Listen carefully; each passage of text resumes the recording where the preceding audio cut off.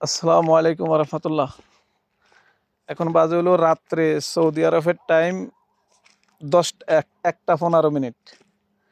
একটা 1টা 15 মিনিট বাজে। বাংলাদেশে বাজে হলো 3টা, 1টা 2টা 3টা 4টা 15। আমাদের বাংলাদেশে কিছু কুলাঙ্গার আছে, ইহুদির বাচ্চা।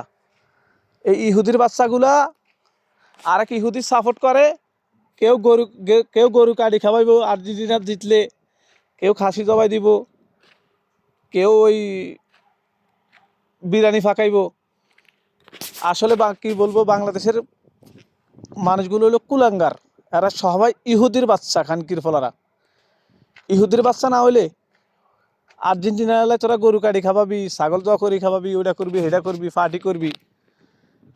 বাঞ্ছ তালিম এগুলা না করি ওই যে মসজিদ মাদ্রাসা আছে না, এই মসজিদ মাদ্রাসাতে এতিমখানার টাকাগুলা দিয়ে এতিম ফলাফাইনগুলা লেখাপড়া করি, মাদ্রাসাত পড়ি, কামে লাগবো।